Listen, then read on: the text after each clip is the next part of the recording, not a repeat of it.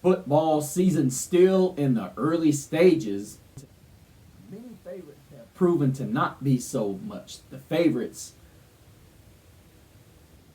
of the Associated Press, of the national coaches. But there are several teams, but there are a few teams that have emerged as favorites and newly acquired possible contenders. Meanwhile, the usual suspects still hang around. Some of them with tune-ups this week, while others get some serious tests that can answer quite a few questions going in whether or not identities as well as are they pretenders or contenders. If you want to see the games that don't matter and have us break down the ones that do matter, stay tuned to find out on Gridiron Gab Triple Option.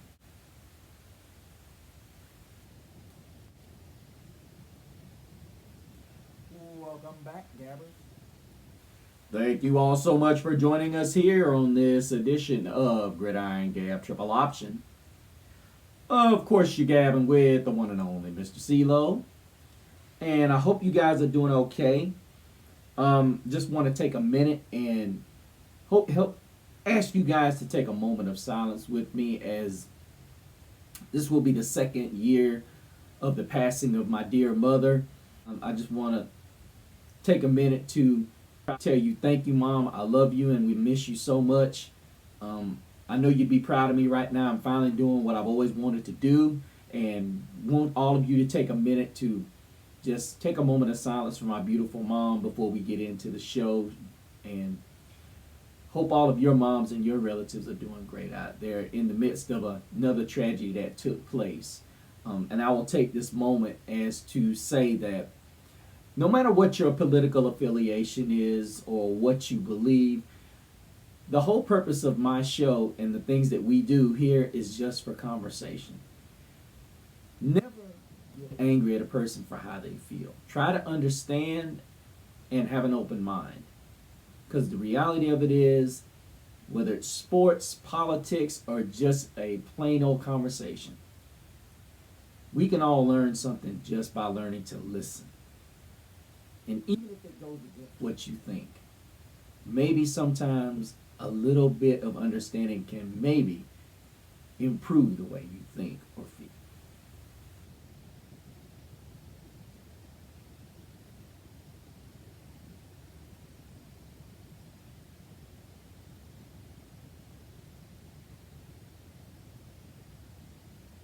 Thank you, guys. I love you, Mom. Well, let us get into week number 3. Now, we've seen some interesting shifts in the polls. Now, I know Brad was requesting that I do a show after the polls come out. And I'm going to get to that, you guys, eventually. It's been really difficult trying to maintain the number of shows. If you guys get me up, I can start doing this more during the week and do it a lot more during the season.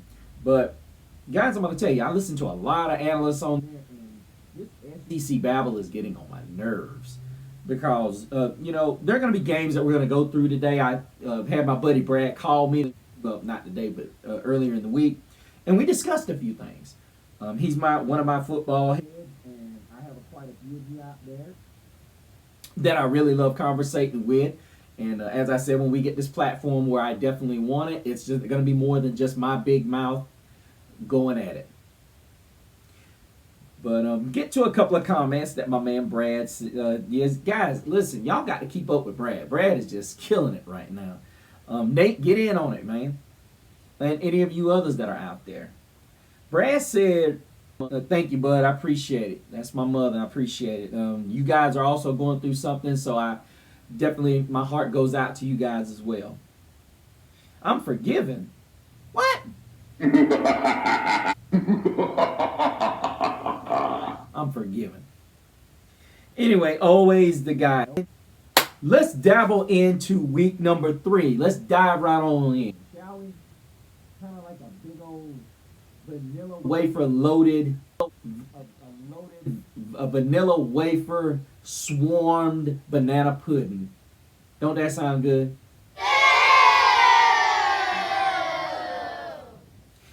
Anyhow, we've got a slate of games here that we got to go through. But let's start by talking about the ones that we're not going to pay attention to. Nate might pay attention to his, but me, I wouldn't. You've got number 4, Oregon, visiting Northwestern. Snooze. Number 13, Oklahoma, at Temple. Now, I'm going to ask for the asterisk next to this game because it is at Temple. No matter how bad Temple could be, this could be a tough game for them if they snooze. Then you've got Wisconsin at number 19, Alabama. A lot of people are saying this is going to be a game. I don't think so. It's in Tuscaloosa, and Wisconsin is missing, I think, their quarterback. So, Central Michigan at number 23. Michigan, South Alabama visits Auburn. Louisville at number 25, Missouri. Now, this one could be interesting as well. So, I am going to mark that one. That could be, I could put that on one of my upset specials, but it depends on what Louisville team shows up. Don't forget that I said this could be a game that's on upset alert. Then you've got UTEP visiting Texas and Austin. Then you've got Ohio visiting the Ohio State Buckeyes, number 1, I might add. And then you've got Western Michigan at number 9, Illinois. And number 22, Indiana, just got through pounding away 70-0 tonight. And then you've got number 2, Penn State hosting Villanova. But let's get in to the first game of this cycle. A game, in my opinion, that is probably going to be surprising to a lot of you. But let's get into the statistics and the spots of this game, shall we? As the Georgia Tech Yellow Jackets will host the Clemson Tigers, a team that has truly been going, 2 teams that have been truly going in opposite directions when you look at what has happened. Now, a lot of people thought that Georgia Tech was on the up. And I'm not gonna argue with people, but I think Georgia Tech's 2-0 is pretty darn impressive compared to many of the other teams that they've ranked, i.e. Missouri. But you're looking at a Georgia Tech team who won last week impressively without Haynes King, even though it wasn't a real matchup. But then you look at the victory the Yellow Jackets had against Colorado in Boulder. Despite the fact they seemingly could not get out of their own way, but they were still able to win that football game behind the legs of Haynes King. Now, a lot of people are going to say you struggled against a Colorado team that is not what it was last season. However, when you go into a hostile environment, and me and Brad talk about this all the time, when you go into a hostile environment to win there in someone else's building, it's not the easiest of circumstances. I don't care what certain podcasters will say. They sit there and they marginalize whatever victories they choose because of their biases. And I hate biased football analysts. But I'm looking at this Georgia Tech game and I'm thinking probably next to Marcel Reed of Texas A&M and Brown of South Florida, Haynes King is one of the toughest quarterbacks to scheme against. Because ultimately, this is a guy who, on a really good day, he can destroy you throwing the football. As we all saw him last year against Georgia. If this guy he's one of those guys, it sounds crazy, he could run for over 150 yards and throw for 300 yards. But I asked Georgia, ain't that right, Brad? But we come into this game believing that Georgia Tech can pull the upset because Clemson has looked nothing like the team many of us suspected was going to be a usual suspect for the national championship, let alone the college football playoff. Because right now, as it sits, they're in the last slot on the proverbial bubble, and that is debatable considering you got an undefeated Tennessee team, an undefeated Ole Miss team, as well as an undefeated South Florida, and just countless other teams that are on their heels. And when you really start to analyze where this Clemson football team has been, I can't remember the receiver's name, but his last name's Williams. It's like when this guy went down in that LSU game, it was like Clemson's offense did not know where to go. And it just seemed so much like there were questions that needed to be answered, and they just weren't answered. And it's like Dabo Swinney has been reaching to figure out not only the offense, but the defensive side of the ball. And I think ultimately when you look at some of the interesting numbers here, as we know, Clemson defeated Troy 27-16, but it took a minute. You know, Klubnik was only threw for 196 on 18 of 24 passing for 2 scores and a pick. But then it was the running game for Clemson that finally got going. And Randall carried the ball 21 times for 112 yards. And Wesco, in place of Williams, had 7 catches for 118 yards and 2 scores. Now, a lot of people will say, well, maybe they got back on track. I wouldn't say necessarily against Troy. But an interesting nugget that you can throw in there is that when we look at Georgia Tech's defense, they're overall 65th in the country.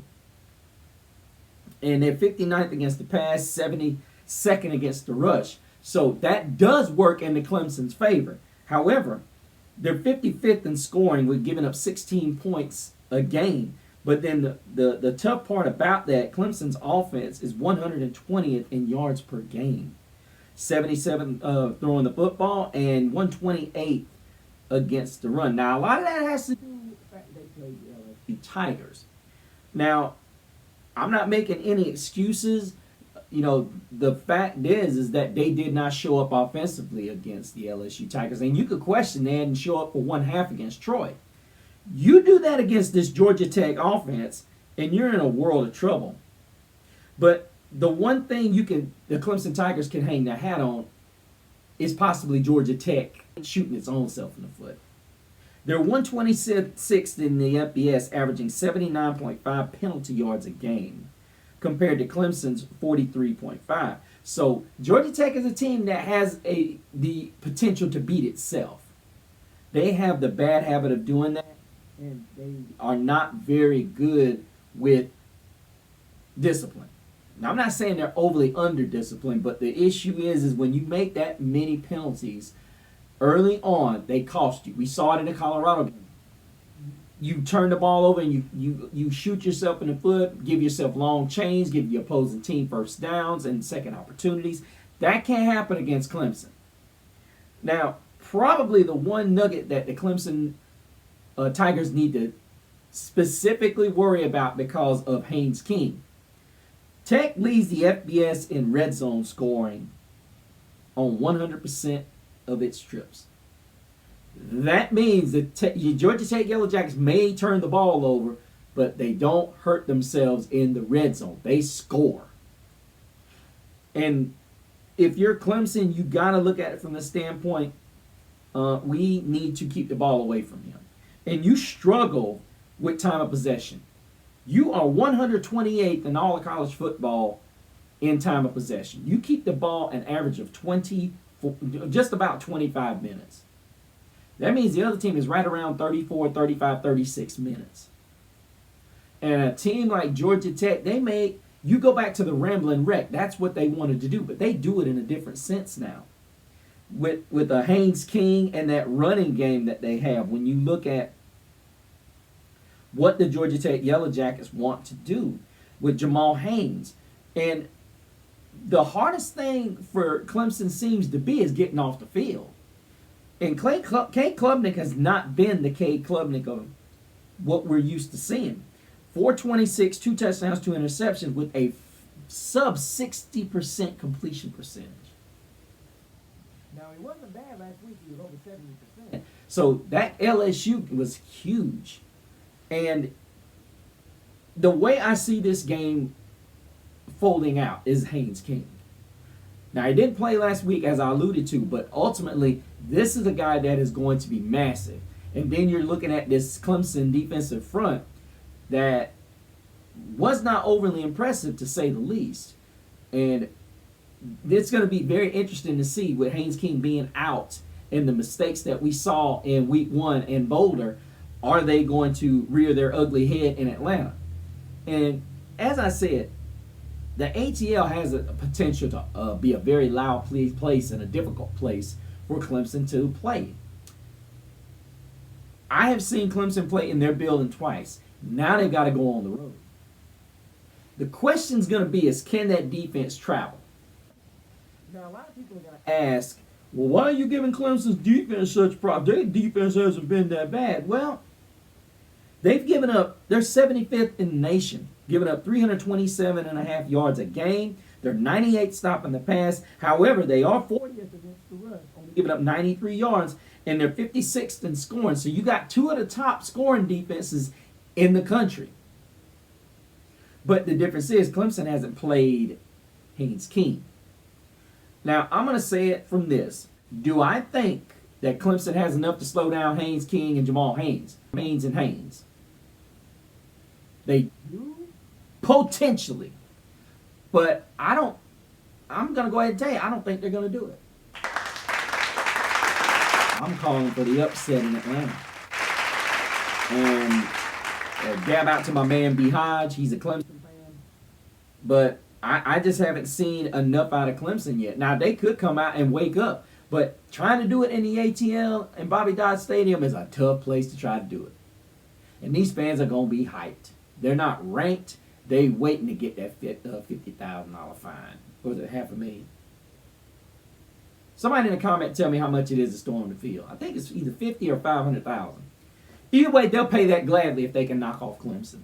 I've got Georgia Tech winning this game by 4 points. I think they're going to win it like probably 31-27. And it's going to be a high-scoring game because neither defense is overly impressive. I thought Georgia Tech's defense finally knuckled down against Colorado. But I think ultimately Puckett's going to get some things done. But I think that if Georgia Tech, the most important thing is Tech's front four being able to hold up against Clemson's experienced offensive line in the run game. But I think Georgia Tech's going to pull this one out. Georgia visits Neyland Stadium. Now, the defending SEC champion Georgia Bulldogs are going to go into Knoxville hoping to be party poopers on the Rocky Top. I know Kirby Smart has owned the Tennessee Volunteers, but streaks are meant to be broken. And I have a huge feeling that that's going to be the difference here. Is they're tired of hearing about Georgia. And really, Georgia has not shown me very much. And I know people have said during Smart's tenure, his teams have at times played at the level of their competition. I don't know if that's the case this season. Me and Brad were talking about this. About Gunnar Stockton not looking exceptionally well. And, you know, it's just one of those things. The receivers and he have not been on the same page. And then I'm looking at the running game, and that was the one thing me and Brad talked about. What is the one thing teams like Alabama and Georgia have been able to lean on when they can't get any kind of offense? Run. That's right.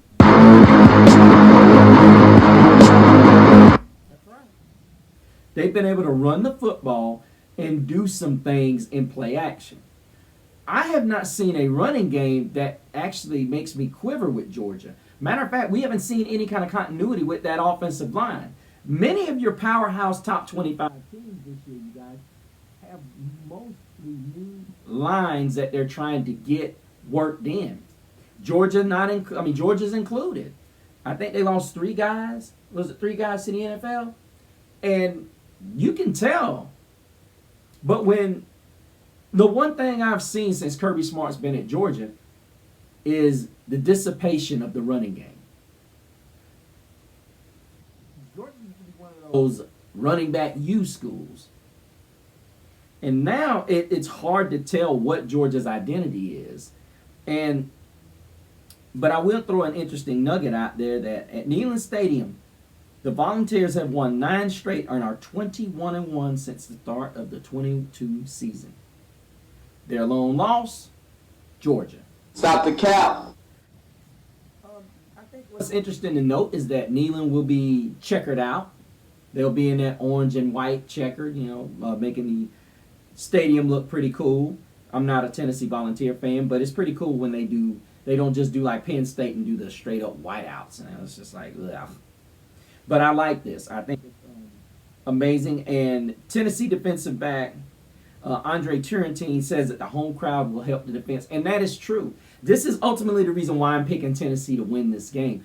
Because the last time Georgia beat Tennessee in Knoxville, Georgia had pretty darn good defense. I'm not seeing a defense that is like that defense. A lot of people keep saying, well, look at all those recruits they got. Those recruits got to translate on the field. Doesn't matter what they look like on paper. And I'm not seeing it. I'm not seeing the continuity there. Maybe once again, you got Kirby playing the odds right and fooling guys like me. I don't go by potential. There's a lot of podcasters out there that say they go by potential. Now I'm telling Brad, I don't see anything from Georgia that makes me think that they can walk into Knoxville in a hostile environment and just push Tennessee around. Nothing is showing me that at the moment. And I will say this, do I think Tennessee's got a pretty big offensive line? Absolutely. As I said, Gunnar Stockton has been underwhelming.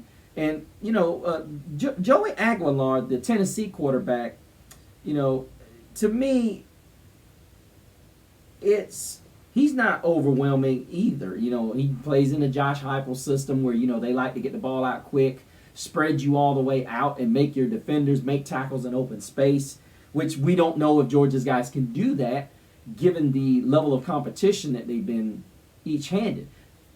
Most important note here is this is the first SEC game for either team, and it's a crucial one. So probably one of the biggest concerns Tennessee has is they've not allowed a sack throughout the first 2 games, but they're going to get back freshman right tackle David Sanders, who was out the first 2 games, as I pointed out, to make his collegiate debut against Georgia. What the? The only thing I say to that is you're asking a freshman. Dumb shit. Now, I don't know much about him, but He better be the cheese that goes on that cracker. Because that's a heck of a spot to stick a freshman against that Kirby Smart. I'm going to send everybody. I'm going to show you everybody, but I'm only going to send 3 or 4 type defense.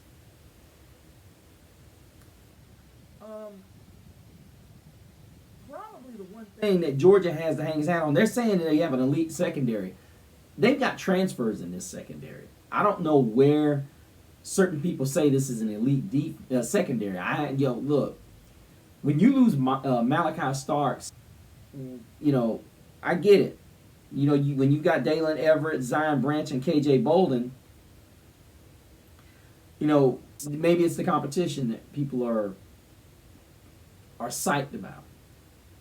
But I'm gonna be honest with you, these Tennessee receivers, Chris Brazel II and Mike Matthews, they went for 100 apiece.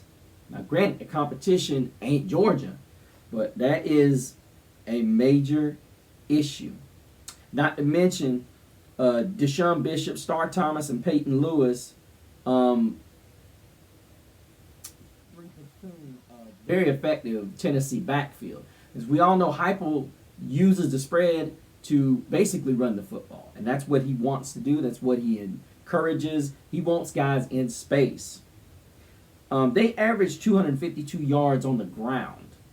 And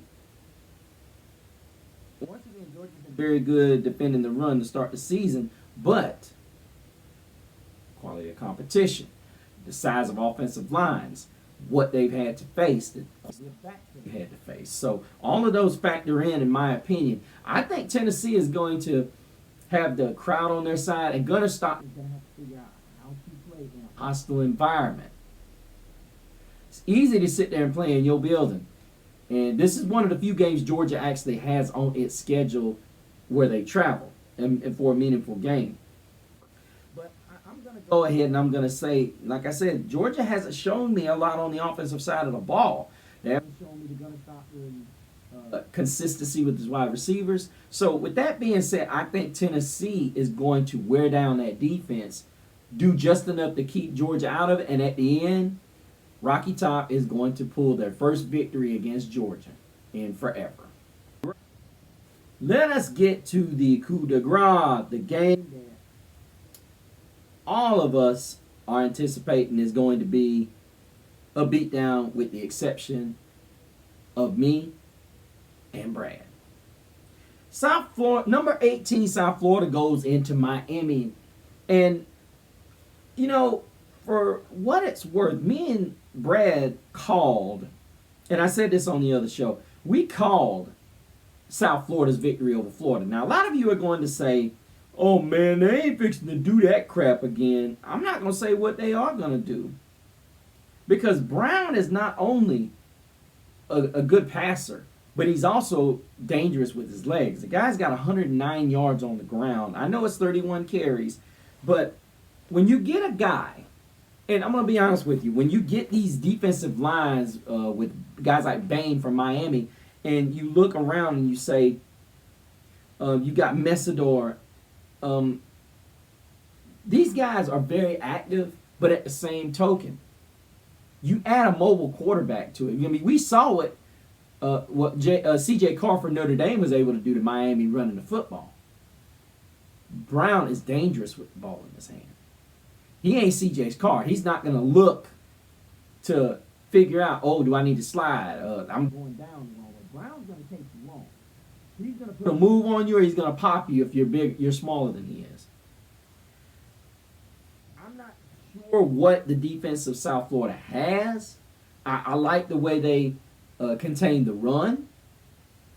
You know, I think Tony, the guy out, the young man that had the big game against Notre Dame for Miami, I think ultimately he's going to be a guy he's going to be a problem. I think this true freshman is the real deal.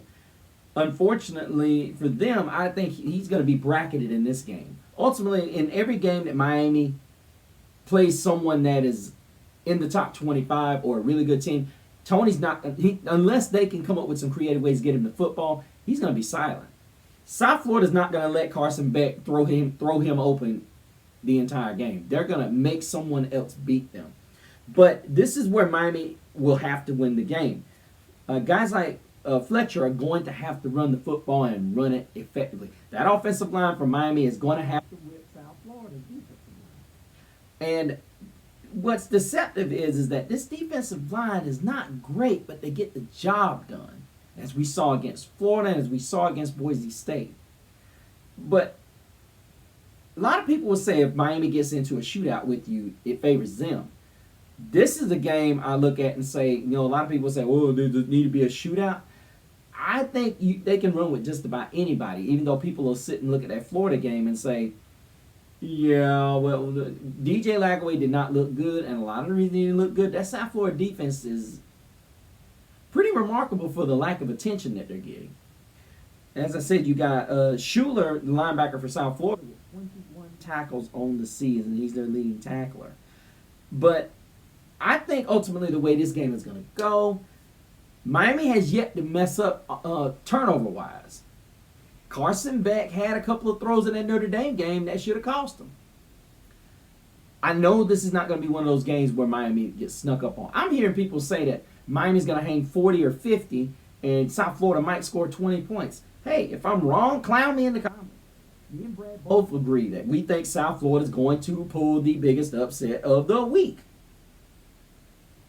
That's where I'm at with this. I think ultimately they're going to pull the upset of the week yet again.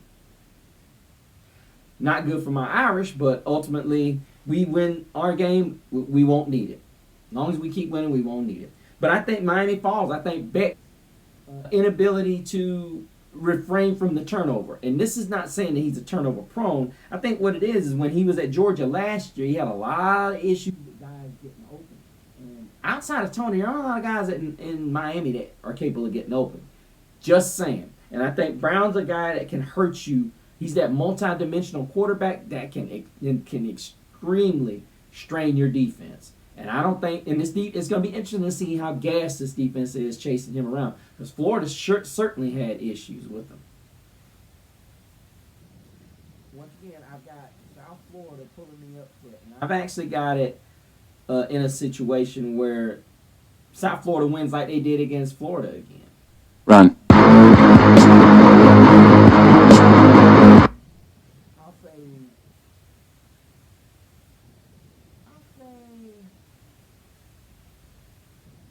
22-21. South Florida.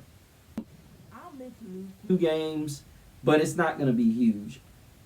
Arkansas at Ole Miss. Now, I will say this. Arkansas had a big win last week, and I think they're on the up and up, but going into Oxford is a tough go at it. So, yeah, we're not going to really discuss that, but I do think this is going to be a game worth noting. Oregon State, Texas Tech, same thing. I think ultimately this is going to be a game that Texas Tech is going to let Oregon State hang around a little bit, and it may make this game a little bit closer than it needs to be. Then the Florida LSU game. I was going to talk about this, but the reality of it is, even with their best performance, DJ Lagway could throw for 400, and they're not going to beat LSU. I get it. LSU hasn't won pretty. They haven't been putting up 60 like everybody thinks. But I do believe that with the game being played in, Death Valley is going to be it's going to be a huge difference. As we get down to the night games, I want to do the Vanderbilt SC game first because me and Brad talked about this game. And to me, I'm looking at this game and, you got Lenore Sellers who has been underwhelming this season. And a lot of the reason South Carolina is ranked number 11 is because of him. And, we can go back and forth about the Sellers and doesn't have the type of help certain guys have. But look, you're in the Heisman watch for a reason. You lead an offense that is 118. A passing offense that's 106, and a rushing offense that is 102nd. And then you come and you look at Vanderbilt's offense. They're ranked 25th. 48th in passing, 27th in rushing, and 21st in total scoring. Now, granted, the level of competition once again. And you looking at the defense of Vanderbilt, they're 5th in FBS, 12th against the pass, 24th against the run, 30th in points given up. But then you go back up here and you look and you say, let's look at South Carolina's defense, which is pretty good. They're 57th in total yards per game. They're 214 yards a game in the passing game. That's not good. Rushing yards, they're 33rd, and they're 25th in points allowed. So this plays right into the wheelhouse of Vanderbilt. Vanderbilt wants to run the football. They're 27th running the ball. Only difference is can Pavia keep that crowd quiet? That is where this game is going to be won because Pavia took the world by storm last year. He's thrown for 468 yards and 5 touchdowns on 74% completion through his first 2 weeks. Now, granted, the competition, of course, comes up again. Cedric Alexander has 156 yards on 22 carries. And you look at where this offense for South Carolina is trying to get its identity. Whereas you look over at Vanderbilt, whom surprisingly put down Virginia Tech by 24 points. And you were able to dominate that football game. Now, granted, we don't know what kind of team Virginia Tech has, but I'm overly impressed with what I'm seeing with Diego Pavia. He's another exciting player. And honestly, I think excitement needs to go into the Heisman voting. If he can come out there, which I think he will, and silence that Columbia crowd, this is going to be a long day for Lenore Sellers and the South Carolina offense. Because realistically, if Vanderbilt can get going and Sellers is struggling, in order for South Carolina to win this game, it better be tied at halftime, or they better be up. That's all I'm saying, because looking at what South Carolina has on offense, and you measure up to the defensive side of the ball that Vanderbilt has, you cannot do what you did the previous 2 weeks and think it's going to get by. And for that reason, I think Pavia is going to be a big difference. I think he outduels the Sellers, and the Sellers train is over. And now we're talking about Vanderbilt being ranked. And I will agree with this, even though it was a bunch of SEC podcasters talking trash, out of those teams, I think Missouri should be out of the top 25 and Vanderbilt should be in there. Stupid. Stop the cap. Okay.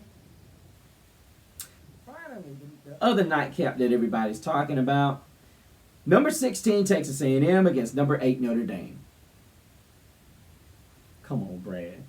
Come on. Notre Dame has had 2 weeks to think about the Stinging loss they had against Miami.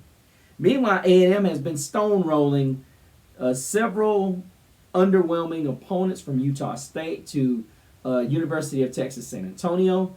But I say steamrolling very lightly, because the way that Texas A&M has been winning is not going to be how they're going to win this game.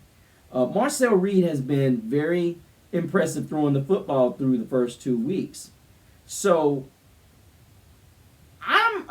now he's ran the ball, but I'm going to tell you, what makes Marcel Reed dangerous is his legs. Notre Dame is going to have to spy. Not going to be able to play much man coverage, which is what they like to do, because if you start playing man coverage, the first thing he is going to do is what? Run. exactly? You do not want to get in a chasing match or a open field tackle race, a tackling drill with Marcel Reed. He is a little quick guy. That ain't what you want to do. And I promise you, they're going to take their shots down the field, but it's going to be when they have opportunities. They do not want to test this Notre Dame secondary, because Reed has not proven a hot commodity throwing the football. He is, however, very electric running the football, and this is what holds your breath when you're on the opposite side of Texas A&M. He is a guy that can just absolutely destroy a game plan. And Notre Dame comes into this football game knowing they have to win. This is going to arguably be one of the last games on the schedule where they're actually have a chance to pick up a season-defining victory. So when you start getting into January and you start looking at, when you get into December and you start picking who's going to the college football playoff, you look up and you don't have a win that's worth talking about. And then let's say you drop this game and you got 2 losses. Now it becomes a situation where you got this team, you got that team, and they got 2 losses, but they've got a signature win on their schedule. Meanwhile, you look at A&M. A&M is about to get into the brunt of their SEC schedule after set game. As I said earlier, they rely heavily on Marcel Reed's legs. Now, they will say that he throws the football, but he's not really a guy that wants to throw it. He's not comfortable throwing it, no matter what Elko says.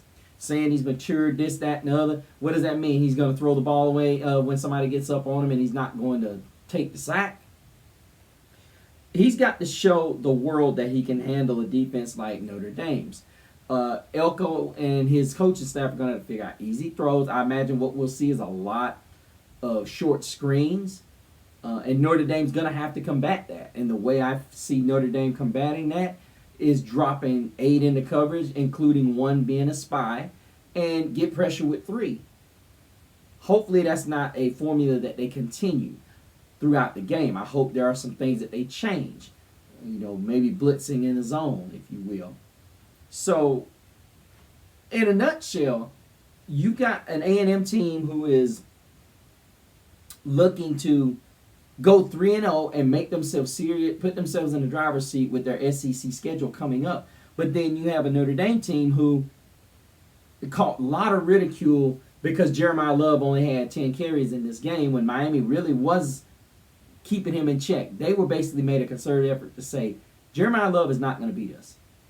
However, I do think Jadarian Price needs to see more carries in this game, especially if they get Jeremiah Love bottled up. Because Jeremiah Love is a type of slasher, a hitter. He's going to hit the hole when he sees it.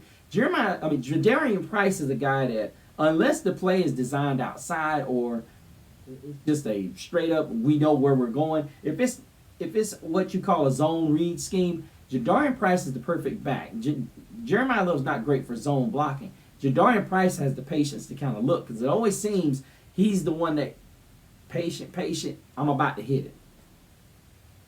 And that's what's going to happen in this game, because to me, A&M did not bring back Shamar Stewart, any of those guys, Nick Scorton. And this defensive front has given up points. This defense in total has given up points. And I think Texas A&M's defense hasn't shown that they can tackle in space. I think Mike Denbrock figures out how to get the ball to Jeremiah Love. Greathouse has a great game. And I think C.J. Carr is capable of moving as well. I think Denbrock learned a few things. If we can't get the running game going, we're going to have to sell C.J. Carr as a guy that will run the football. He needs to be watched. And I thought he did a great job against Miami utilizing that. It was just too late. But guys, let me know what you guys think. By the way, Notre Dame 31, Texas A&M 10. What the? Sorry, home field. Let me know what you guys think in the comments. Brad, as always, I know you're waiting on it. I'm going to have it for you real soon, but it is coming. But make sure you comment down below. Let me know what you think your picks are. Also, let me know. Go to my Facebook group, Gridiron Gab Triple Option, as well as going to the Gridiron Gab Triple Option Facebook page. Finally, make sure you go to my Instagram at Mr. CeeLo so you won't lose track of me during the festivities of the 2025 season. Once again, I'd like to tell you I love you, Mom. I miss you dearly. We all miss you. Any of you guys are going through some things, feel free to vent a little bit. You know, we may talk football, but at the end of the day, we're all human beings. We love this game. We love Saturdays. And if you're like me, you love this time of the year, especially when it's getting cool. Until the next time. Same Gab channel, same Gab platform.